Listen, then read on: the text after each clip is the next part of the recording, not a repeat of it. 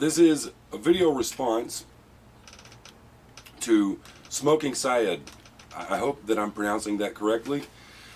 If not, please tell me how to pronounce it, because I want to get it right. Yusuf Syed has asked an interesting question. For his, I believe it's his 1-year anniversary in the YTPC. Congratulations, by the way. And yeah, so Yusuf has asked if you were in a natural disaster kind of situation, some kind of you know, gotta get out, some kind of tragedy, calamitous event happens, and you've got to flee as quickly as possible. You can only take one pipe with you, kind of your bug out bag. You can only take one pipe, you can only take one blend. What would they be? Now,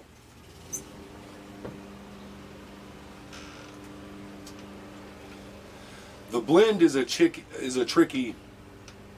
That's a tricky one to choose. That's hard to choose. The pipe is a no-brainer. It's easy.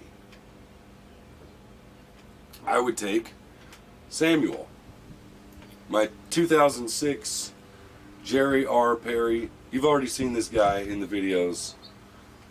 Kind of a church warden, large bowl. This, without hesitation, this would be the one pipe I would grab.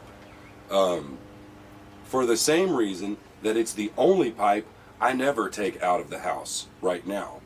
And that's because it was a Valentine's Day gift from my fiance. And it has cultural ties to my family roots. This is a very, very strong sentimental value for me with this pipe. I'd smoke it. I do smoke it. I absolutely love it. I wouldn't hesitate. If I could only take one pipe, if I stopped smoking pipes and had to get rid of all of them, this is the one that I would never get rid of. This is Samuel, I've called it. Again, Jerry R. Perry made it out of North Carolina. And my baby bought me this thing for Valentine's Day. It's got a very, very special place in my heart. This is the pipe that I would grab. Now, for the blend,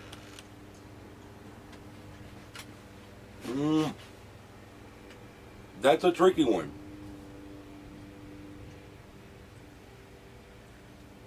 There are some blends that no matter how much I switch around from one thing to another, there are certain ones that I find myself craving, that I find myself going back to. You know, you think you're done with them for now and you put them down and I'll come back to it later, whatever. And it keeps talking to you like, smoke me, smoke me, smoke me. So it might be one of those, which would be like the Balkan, there's one called Balkan 2. A viewer in the comments said that they thought that might be Sutliff's Balkan 2. I'm going to buy some and see if it is. I bought it at the local tobacco shop, brick and mortar. And it didn't have a label, it just said Balkan 2, so I don't yet know who actually makes it, but that's one that I keep, no matter what I'm smoking, I keep going back to that one and looking for something that's just like it but more powerful. Nightcap is a close second. But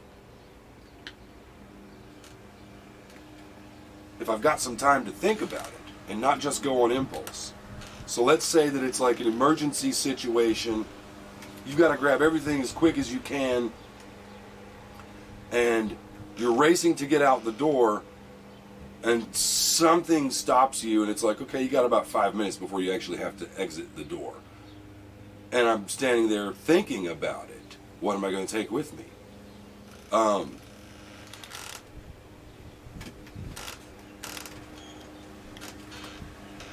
tell you what I would probably choose is Ahab's Comfort. I think it's Windy City Cigar makes it, I think. Watch City Cigar, something like that. I'll have to go look, the label's in there. Ahab's Comfort. And the reason is simple. Ahab's Comfort is this strange mix of all the different classic tobaccos. That's what I get from it. I might do a review on it. I don't know. One of the reviews that I read about it, I purchased it because it seemed to be kind of a polarizing blend, like a love it or hate it kind of thing. But one of the things people kept saying about it was that it was a difficult to describe, a hard mix of all kinds of tastes, a lot going on at once, and that it kept shifting and changing through the bowl. That it was a difficult blend to pin down, you know? And I thought that's interesting. And it's true, that's an accurate description of Ahab's Comfort. It's like walking through a museum of all your classic tobaccos, you know? You've got, you'll taste a little bit of the Virginia in there. You will taste Latakia. You will taste sweetness. You'll go through all of these. I've been running through isolated blends lately to get an idea, what does a Burley taste like? What does a Virginia taste like? What's an Oriental taste like just by itself? And then you go back and smoke Ahab's Comfort and you realize it's running you through all of those, one after the other. They're all mixed together, but it's not like a disjointed hodgepodge that's just been slopped in, where there's, it's a jarring shift from one to the other. They've managed somehow to blend them all very smoothly, so that you get a very smooth transition from one to the next. It's like I said, like a carousel of all the basic tobacco types of tobaccos, or like walking through a museum. There's this guy named Ahab, and he's walking you through the museum of tobacco, and you go into the Virginia room, and then we very smoothly exit there and go into the Burley room, and now we're walking through the Oriental room. And as you're going through the bowl, it keeps doing this, and the transition from one to the next is very smooth.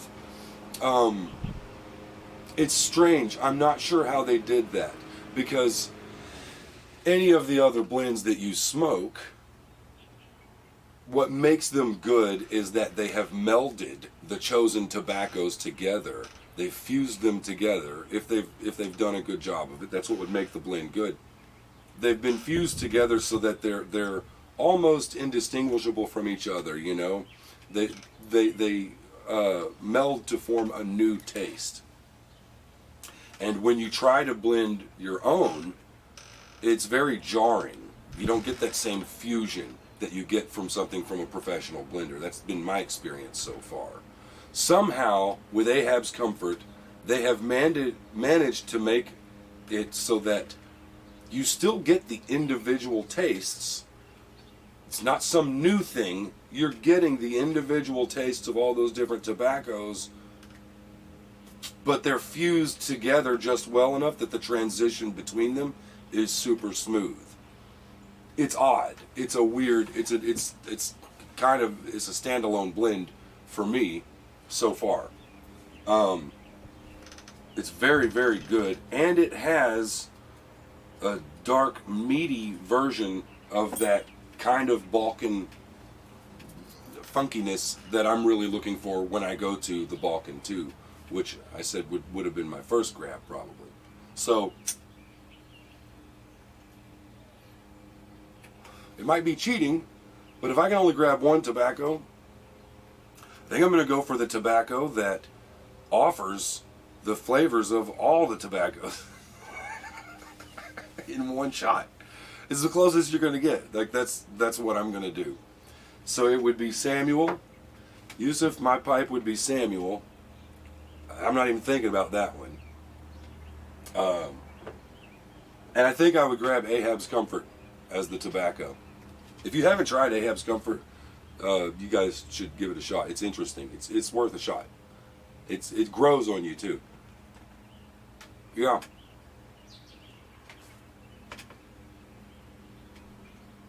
Those would be my options.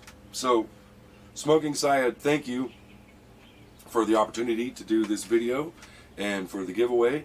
Congratulations. on your anniversary, and thank God that your family, all things considered, that that God's grace has been bestowed, and that the little boy is doing okay. That really touched me watching that video. It was difficult to watch, but it was really, really sweet to watch. So my prayers are with you and your family. Thanks for what you do on YouTube, man. You leave a comment like on every one of my videos. You are, I think 68 Saw Gunner said that you're a beast. And man, you are. I don't know how you do. I can't watch all the videos that I want to watch. And you manage somehow to always interact in a positive, uplifting manner. And that's appreciated, man. You truly are an uplifting person in this community, and thank you for that. May God bless you. Yes, I could say more. We'll say more in another video, right? I'm gonna go back to smoking cardboard.